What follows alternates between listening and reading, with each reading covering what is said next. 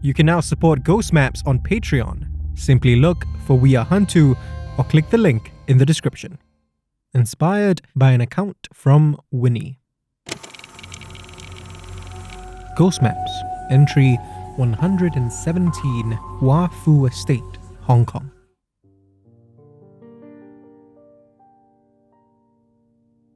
I ask my interviewee, Henry, why he hasn't shared his story with me yet. At first, he shrugs it off and says that he wanted to let some of his family tell theirs first. Henry, like those other family members that I've spoken with tonight, is a spirit. It's the Hungry Ghost month, and I'm at a coffee shop in Seletar that you've probably never visited. After my third eye opened, they appeared to me and said that they wanted me to collect their stories too. It's been an interesting experience to see their side of events for a change. After a while though, I realized that they have more in common with us than we might normally think. They're just as human, with all its range of emotions from anger to joy to fear. And as Henry's proving right now, they can be untruthful too. I push Henry a bit more about his story. Honestly, I'd have rather not said anything if you hadn't asked, he says. He gives me a slight smile and an even slighter bow of his head. I must look worried, because he chuckles mirthlessly. No, my young friend. It's not for any sinister reason. Henry tells me that his death is one of the more recent ones in his family, and he hasn't come to terms with it. I apologize and say that he doesn't have to tell me his story if he'd rather not. But he insists. I think I need this, as much as I don't want to do it, he says. So I let him take, well, not a breath, but a moment to compose himself. And then I ask him to start from the beginning.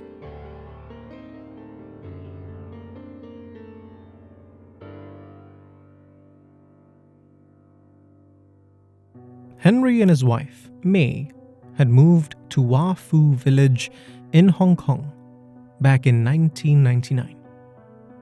His wife was originally from Hong Kong. When they retired, they decided that they wanted to spend their golden years in a quiet hamlet instead of Singapore, preferably a place that at least one of them was familiar with. Our kids understood our reasons, he says. They were doing well for themselves and could visit whenever they wanted.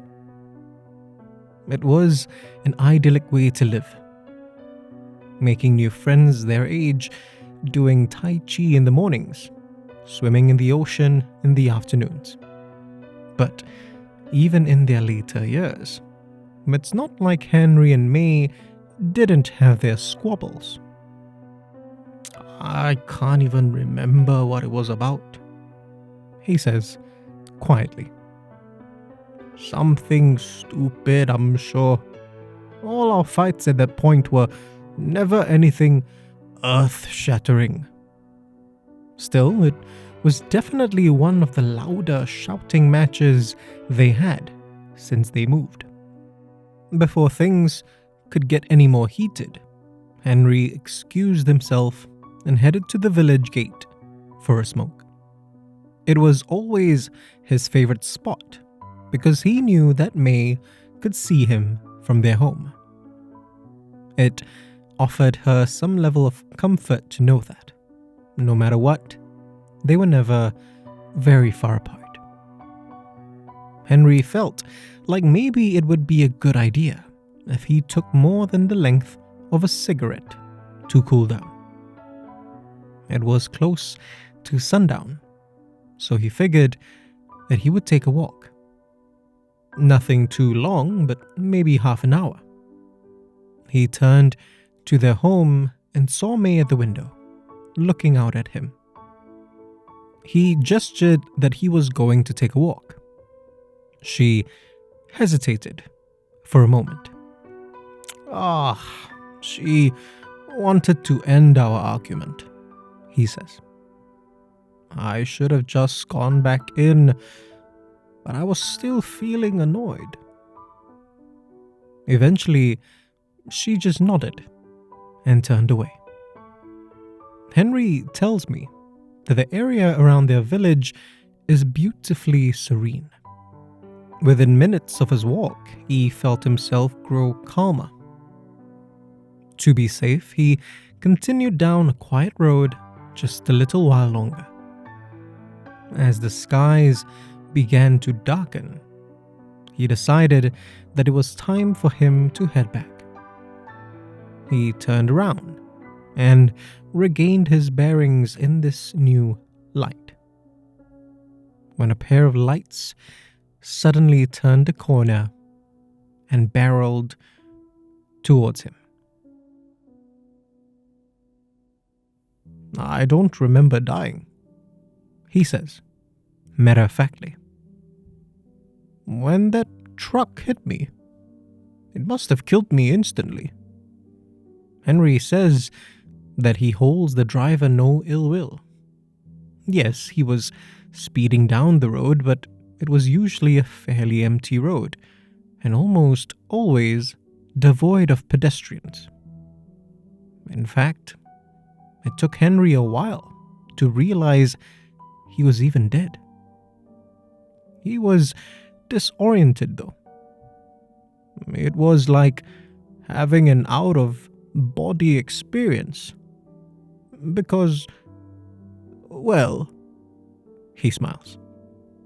He walked home in a daze and decided to stop at the gate once more to have one more cigarette. He lit it up and just stood there, exhaling plumes of grey smoke that seemed to move in slow motion.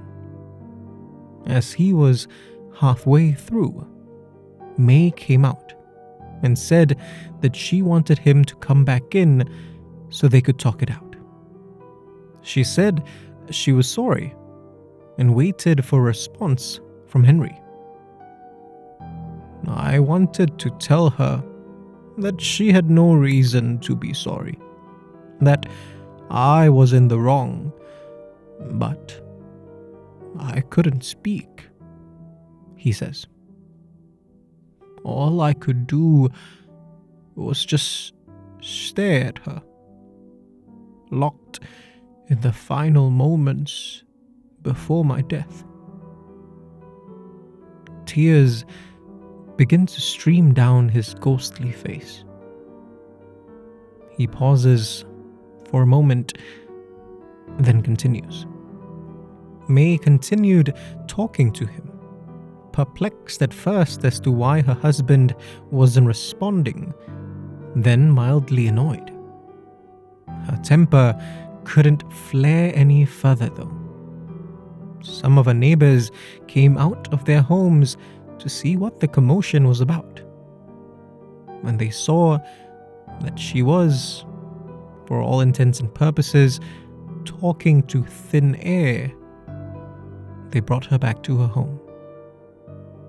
There, they asked her where Henry was. When she insisted that he was by the gate, having a smoke after his walk, they started to rally other villagers. They found Henry's body 20 minutes later.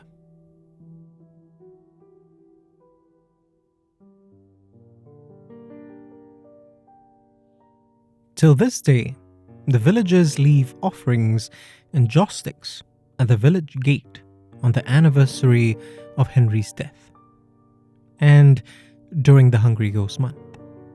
Now, in her 80s, May sometimes mistakes the smoke from the joss sticks for the smoke from Henry's cigarette. I ask him how he feels after telling his story. "Better," he says, with a weak smile. "I'm still sad, of course, heartbroken even, but telling you my story reminds me that there is an afterlife. And that means that one day I'll be reunited with my May." I tell him that I'm glad to hear that. I finish my cup of kopi and ask Henry who's next. He laughs, this time much heartier. "Young man, daylight is minutes away," he says. I ask him if I'll ever see him and his family again. His family with their generations upon generations of stories to tell. He nods and winks. "Of course. Why? Did you think you're the first collector of ghost stories we've revealed ourselves to?" I must look shocked. But Henry continues, "This may be a new tradition for you, but it's an old one for us.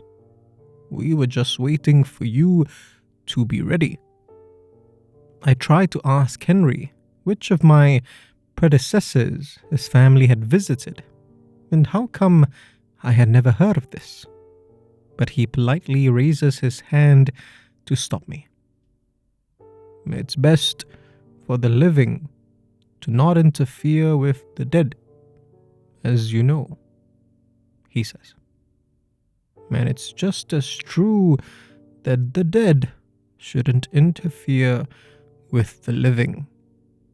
He requests that I save an evening for his family every year during the Hungry Ghost Month. He adds that we barely scratched the surface this time, and maybe I've had enough, not just for tonight, but for this season. I nod and tell him that I would very much like it if we spoke again every year during this time. I ask how I'll contact him, and he gives me that smile once again. One last time for this night, this month, this year. "You'll see us, of course," he says. And with that, Henry stands up, and together with the other members of his family, spirits from across the region, across races, and across time, they vanish in the light of the now rising sun. If you want to discover more of Southeast Asia's other side, subscribe now and follow us on social media. You can also be one of our supporters on Patreon. Look for We Are HANTU or click the links in the description. Ghost Maps is a HANTU production created by Kyle Ong and Wayne Ray, with art direction by Jolene Lim, and recorded on Audio Technica mics.